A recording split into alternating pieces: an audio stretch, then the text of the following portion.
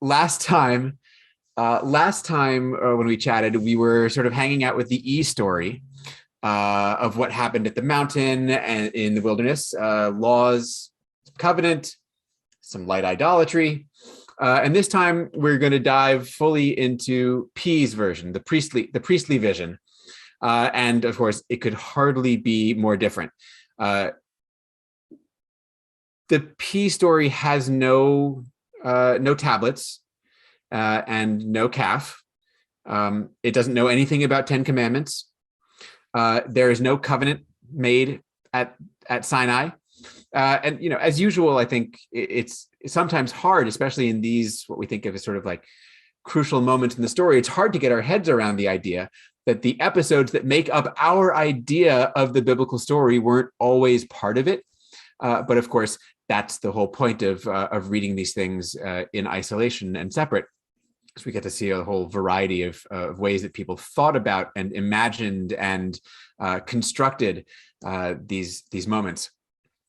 So if P doesn't have any of that good stuff, like the tablets and the 10 Commandments and the golden calf, what does it have? So in P's view, what happened on top of Mount Sinai was literally nothing other than Yahweh giving Moses the blueprint for the tabernacle. And that's it, folks.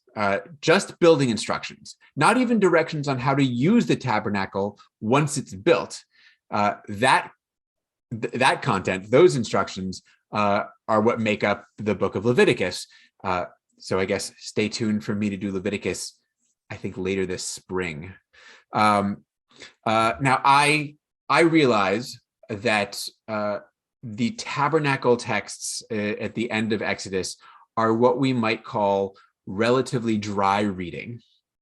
Unless, of course, you're like an engineer or an architect, in which case it's probably less dry, but perhaps more infuriating, because you can't really figure out how this thing is intended to be put together. Not exactly.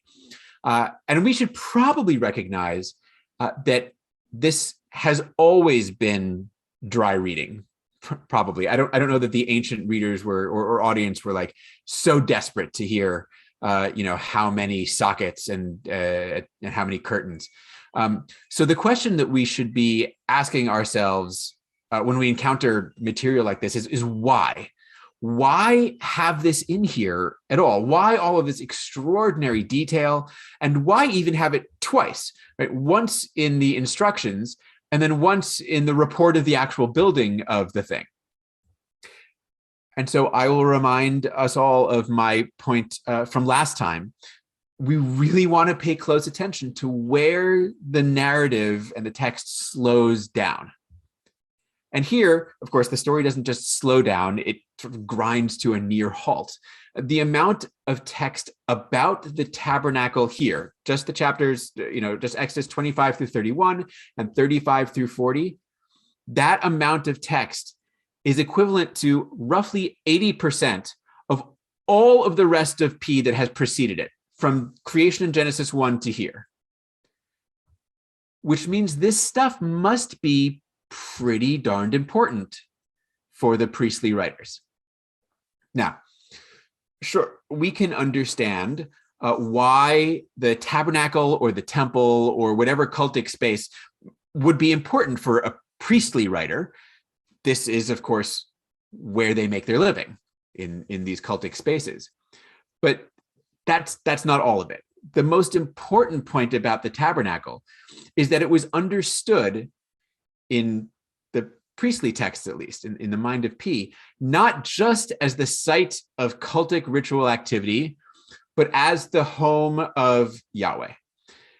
And I mean that not in some metaphorical sense, the actual, literal, physical home, right? This is God's house.